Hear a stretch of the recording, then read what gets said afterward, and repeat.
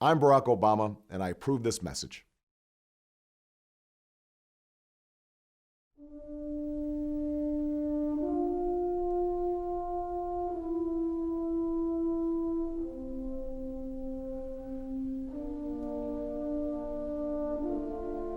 With each passing month, our country's faced increasingly difficult times. But everywhere I go, despite the economic crisis and war and uncertainty about tomorrow, I still see optimism and hope and strength. We've seen over the last 8 years how decisions by a president can have a profound effect on the course of history and on American lives. But much that's wrong in our country goes back even farther than that. We've been talking about the same problems for decades, and nothing is ever done to solve them. This election's a defining moment, the chance for our leaders to meet the demands of these challenging times and keep faith with our people. For the past 20 months, I've traveled the length of this country, and Michelle and I have met so many Americans who are looking for real and lasting change that makes a difference in their lives. Their stories are American stories, stories that reflect the state of our union. I'd like to introduce you to some of those people tonight. I'll also lay out in specific detail what I'll do as president to restore the long-term health of our economy and our middle class, and how I'll make the decisions to get us there. What struck me most about these stories you'll see tonight is not just the challenges these Americans face, but also their resolve to change this country.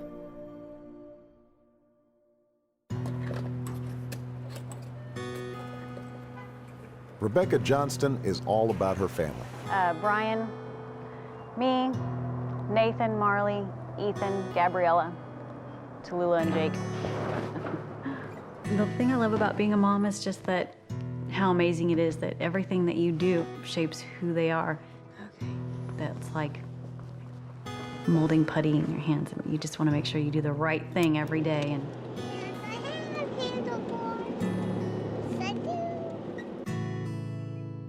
10 years ago, she bought a house outside the city so she could send her children to good schools. One.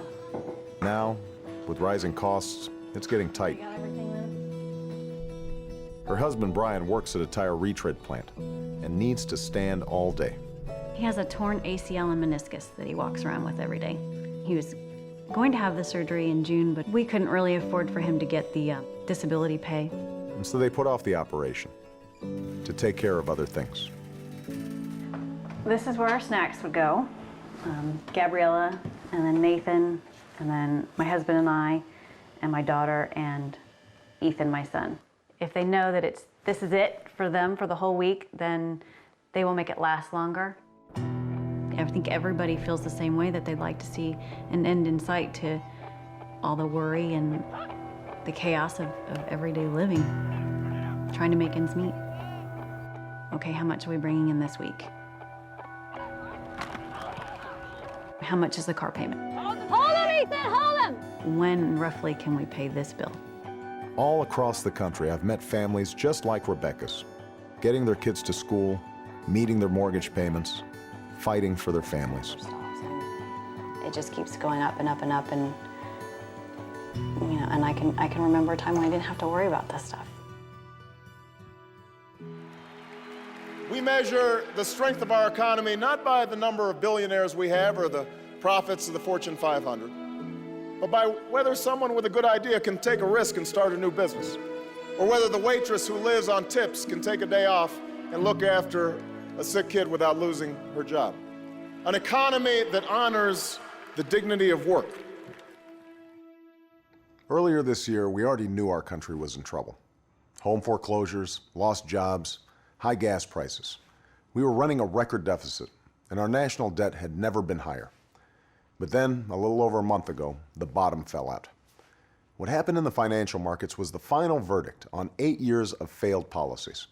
And we're now going through the worst economic crisis since the Great Depression. A few weeks ago, we passed a financial rescue plan.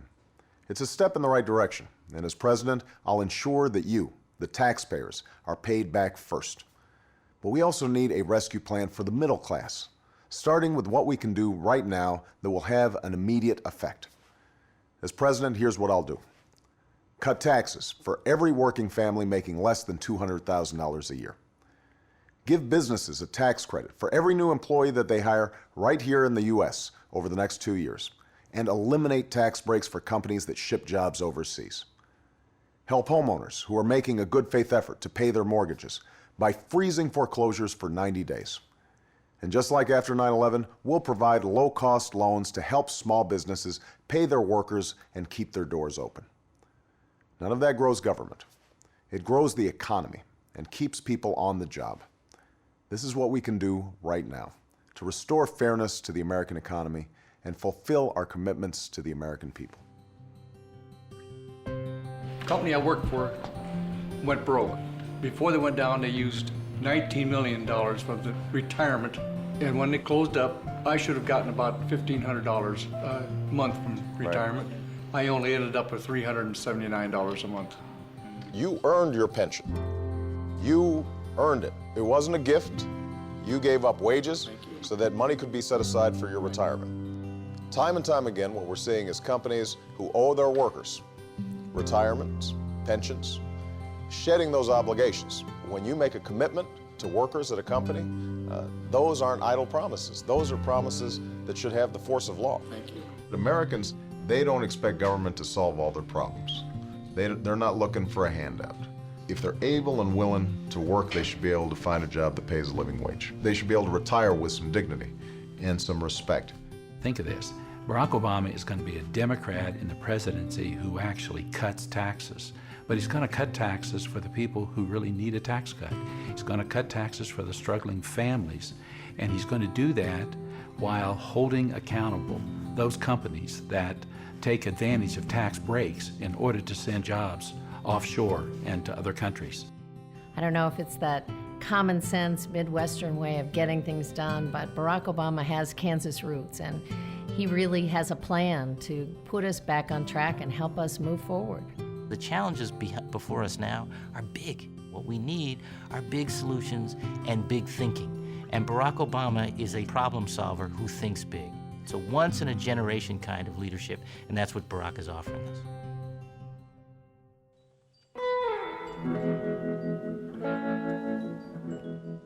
After 30 years working on the B&O Railroad, Larry Stewart and his wife Juanita hope to reap the rewards from their working years. 6 grown children, 7 grandchildren, 2 great-grandchildren, and a home that they own themselves.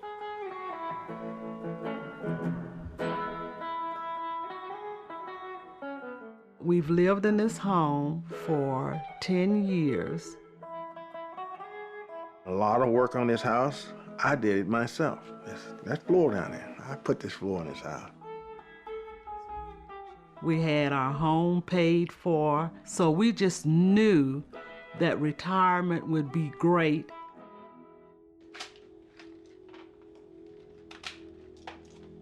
But with her rheumatoid arthritis and other ailments, their medical bills have been rising. I take 12 different medications per day. When Larry was working, all of that was covered. When he retired, I did not have medical insurance. And each year, it just got worse, worse, worse. To meet their payments, they've had to take a loan on their house, and they're losing equity. Larry is retired a total of 10 years, but 5 of those years, he had to go back to work. Associate salesman. In other words, I just sell stuff, that's all.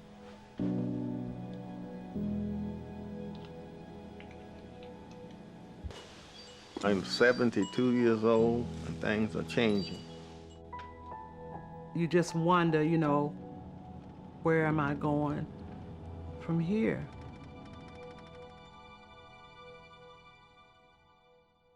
I spoke earlier about some of the immediate actions I'll take to address the economic crisis. But we also have to take a longer view. We have to stop just talking about healthcare reform and lost jobs and energy independence, and finally do something about it. All across America, I've seen entrepreneurs and innovators who point the way to a better future. starting with energy independence. Recently, I visited the McKinstry Company in Seattle. They're retrofitting schools and office buildings to make them energy efficient, creating jobs, saving their customers money, reducing carbon emissions, and helping end our dependence on Middle Eastern oil. As president, I'll use companies like McKinstry as a model for the nation. I'll invest $15 billion a year in energy efficiency and renewable sources of energy, like wind, solar, and biofuels, creating 5 million clean energy jobs over the next decade, jobs that pay well and can never be outsourced. And I'll help our auto companies retool so that the fuel-efficient cars of the future are built right here in America. I'll also make it easier for you to afford these new cars with a tax credit so we can get as many on the road as possible. And to further reduce our demand for foreign oil, I'll tap our natural gas reserves, invest in clean coal technology, and expand domestic production of oil. But we know government can't do it all. That's why I'll call on every American to join in conservation efforts. I believe we need to usher in a new era of responsibility. Across the country, families are tightening their belts, and so should Washington. That's why, for my energy plan, my economic plan, and the other proposals you'll hear tonight, I've offered spending cuts above and beyond their cost. I'll also go through the federal budget, line by line, eliminating programs that don't work, and making the ones we do need work better and cost less. And one of the biggest savings we can make is to change our policy in Iraq. We're currently spending $10 billion a month in Iraq when they have a $79 billion surplus.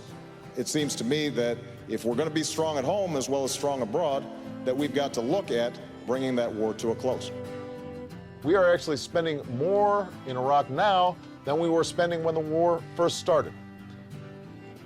How many schools would that build? How many hospitals? How many people could get health care? How many college scholarships could we give our youth? It's time for us to invest some of that money right here in America. When I read his economic plan and I saw the people endorsing it and all the new ideas, Warren Buffett and others, I thought, this is the right plan for America. Barack has looked at the small business side of the American economy and says, look, that's where most innovation and entrepreneurship is. Let's give them the rocket fuel to really accelerate, rather than giving tax cuts to, the Exxon Mobils or big oil companies that need not 1 ounce of help from government to be very, very successful. So I'm not worried about CEOs, I'm not worried about corporate lobbyists, I'm not worried about the drug companies or the oil companies or the insurance companies. They'll be fine, they're going to look out for themselves. I'm worried about the couple that's trying to figure out how they're going to retire. I'm worried about the family that's trying to figure out how they can save for their child's college education. I'm worried about the single mom that doesn't have health insurance. I'm worried about the guy who's worked in a plant for 20 years and suddenly sees his job shipped overseas. That's who I'm worried about. And that's who I'm going to be fighting for and thinking about every single day that I'm in the White House.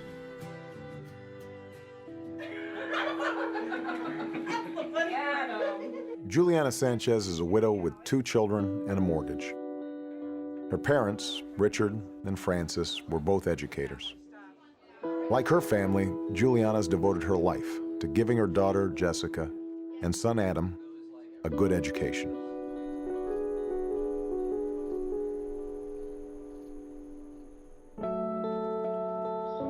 Every morning, she's up before the sun. I work in a school for at-risk kids. Good morning. How are you? A lot of the families here go through extreme financial hardships. It's about time we see you. Are you gonna stay? At the end of the school day, her work is only half done. Come on, baby. Jump in.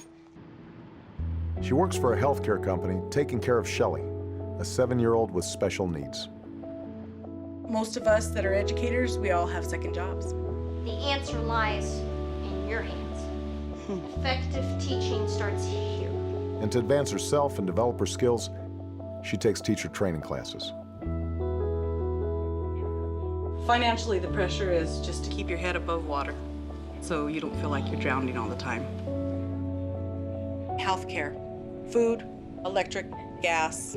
It takes out so much out of my paycheck. You go buy a gallon of milk, and you're like going, okay, is it a gallon or a half gallon? What can I afford? You feel like you can't breathe even though you need to breathe.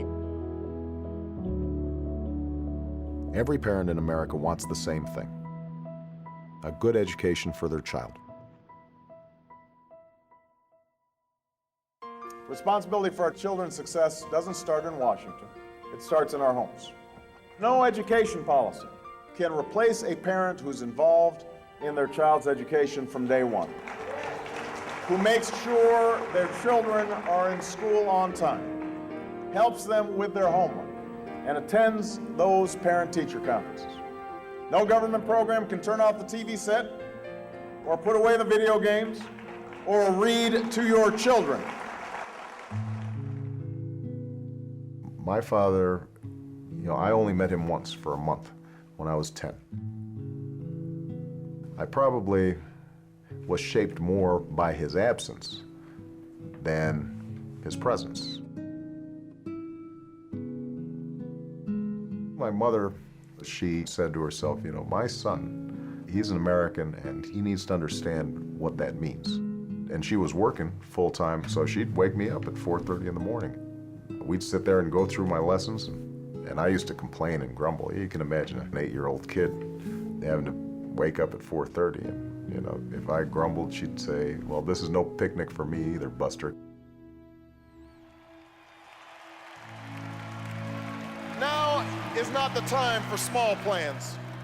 Now is the time to finally meet our moral obligation to provide every child a world-class education. I'll invest in early childhood education. I'll recruit an army of new teachers and pay them higher salaries and give them more support. And in exchange, I'll ask for higher standards and more accountability. We can create schools that work, because I've seen them. 3 years ago, only half the high school seniors at the Mapleton School in Thornton, Colorado were accepted to college. But after a rigorous school reform program, this year all 44 seniors were accepted. And under my education plan, those students could get a tax credit to cover their tuition at public colleges and universities in exchange for serving their community or their country. Just as I believe every American should have access to an affordable college education, I also believe every American has a right to affordable health care. In the last year, I've visited many hospitals that are computerizing records and implementing technology that improves patient care and dramatically reduces costs. That's why my healthcare plan includes improving information technology, requires coverage for preventive care and pre-existing conditions, and lowers healthcare costs for the typical family by $2,500 a year. And you can keep your same coverage and your same doctor.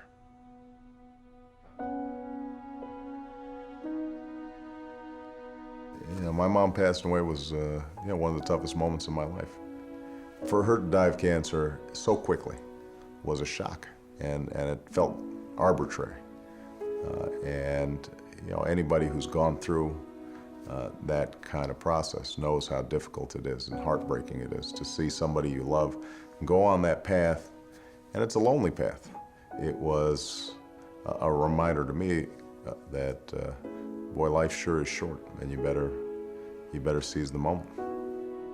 I stand before you today to announce my candidacy for President of the United States of America. I'm in this race because I'm tired of talking about the outrage of 47 million people without health insurance. I want to start doing something about it. My mother never saw her grandchildren. That breaks my heart, but what also broke my heart, in the last months of her life, she wasn't just thinking about trying to get well, she was spending time reading insurance forms because she had just gotten a new job and the insurance companies were saying maybe there's a pre-existing condition and we don't have to pay your medical bills. So I know what it's like to see a loved one suffer, not just because they're sick, but because of a broken healthcare system. And it's wrong. He's a lot like his mom. His girls are the only thing that can break him down. He tries to make it a point to have the thing that he does with each of them. And for Malia, it was reading through every single Harry Potter book, and they got through all of them. And that is just so fun to watch, and it's amazing that he doesn't forget anything. And he calls them every night, and he talks for as long as they need to talk. He just always has time for them. It is that fundamental belief, I am my brother's keeper, I am my sister's keeper, that makes this country work. Starting at that speech at the Democratic Convention in Boston and ever since, people have noticed that there's a quality in Barack Obama they just don't see in other candidates. There is not a liberal America and a conservative America. There is the United States of America.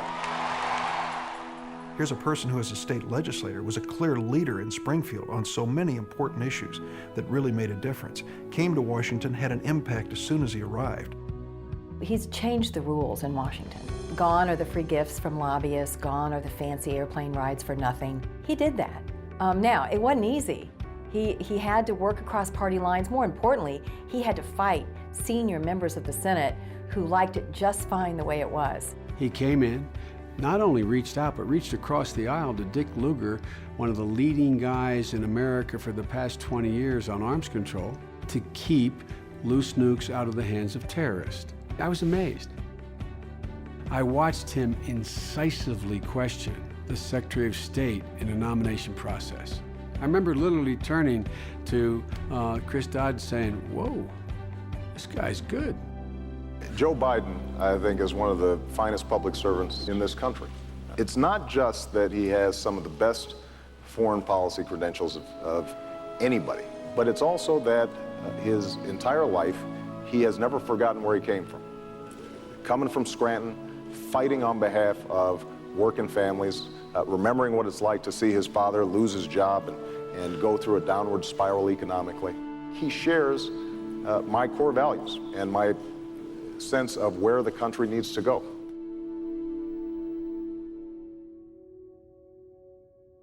Thanks for the moon and the stars up above, but most of all, thanks for the family I love. Look, that little girl's a ballerina. That's what you want to do, ain't it?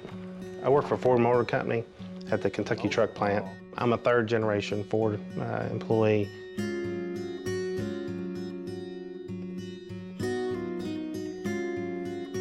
When manufacturing spread to towns across America, it brought jobs and a way of life. Working-class families could buy their first home and a piece of the American dream.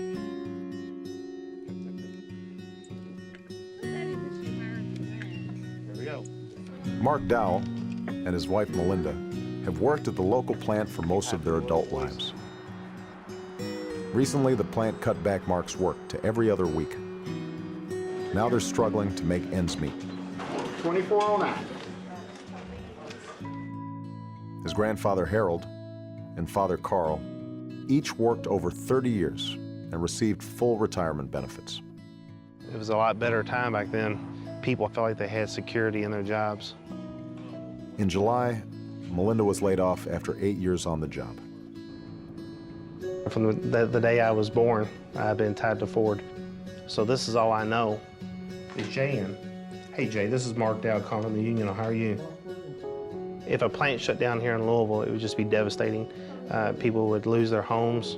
Restaurants and retail stores would lose business because people wouldn't have the money to shop. Thanks for your support. All right, bye-bye. I feel like we're all in the same boat. We all got to pull together, and if we don't, we're going to lose America as we once known it.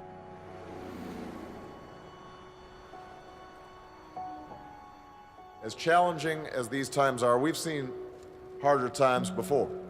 My grandfather fought in Patton's army in Europe. My grandmother stayed home working on a bomber assembly line even though she had a kid to look after. Not only did they defeat fascism, but they lifted themselves up out of a Great Depression. That was their generation's moment. And this is our moment. I learned at an early age from my grandparents how vital it is to defend liberty. And as Commander-in-Chief, I will never hesitate to protect our country. As President, I'll rebuild our military to meet 21st century challenges. I'll renew the tough, direct diplomacy that can prevent Iran from obtaining nuclear weapons and curb Russian aggression. And I'll refocus our efforts on finishing the fight against al-Qaeda and the Taliban in Afghanistan. But I'll also never forget that when I send our armed forces into battle, I'm sending sons and daughters and fathers and mothers. I still remember a woman I met in Iowa. Her son had shipped out to Iraq 2 weeks earlier. And I had a close friend who was on his way too. All right, I'll be praying for you. Thank you very much. All right? Okay. Appreciate you. Thank you. As a retired general officer from the U.S. Army, it makes a difference to me how a potential commander-in-chief thinks about war and peace. That's what we're looking for in a president. Somebody that understands the stakes and has the courage and the judgment to approach them rationally and with a sense of duty to the Constitution and the people of the United States. And that's why I think he's going to be a great president. Everybody here has got a story. Somewhere you've got parents who said, you know what, maybe I won't go to college, but I know if I work hard, my child will go to college. Everybody here has got a story of somebody who came from another country. They said, maybe my grandchild or my great-grandchild, they'll have opportunity, they'll have freedom. Everybody here has got a story about a grandparent or great-grandparent who worked in a coal mine, who worked in a tough factory, maybe got injured somewhere, but they said, you know what, I may not have a home, but if I work hard enough, someday my child, my grandchild, they'll have a home they can call their own. That's the story of America. This guy is special because I think he can bring people together, because he's a good, decent man that understands the world through his background, that he's a man that can heal this country, that can bring bipartisanship, that there's very unusual, good, positive sides to this man that we need at this juncture in our history. I'm reminded every single day that I am not a perfect man. I will not be a perfect president. But I can promise you this, I will always tell you what I think and where I stand. I will always be honest with you about the challenges we face. I will listen to you when we disagree. And most importantly, I will open the doors of government and ask you to be involved in your own democracy again.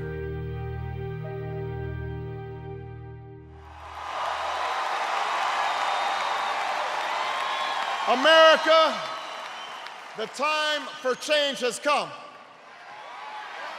And to all of you and all of those who've joined us from across the country, in 6 days, we can choose an economy that rewards work and creates jobs and fuels prosperity, starting with the middle class. In 6 days, we can choose to invest in health care for our families and education for our kids and renewable energy for our future. In 6 days, we can choose hope over fear and unity over division, the promise of change over the power of the status quo. In 6 days, we can come together as one nation and one people and once more choose our better history. That's what's at stake. That's what we're fighting for the small business owner in Denver to keep his doors open, for the hard-working couple in Cincinnati to retire in comfort, for the young student in Fort Lauderdale to afford her tuition,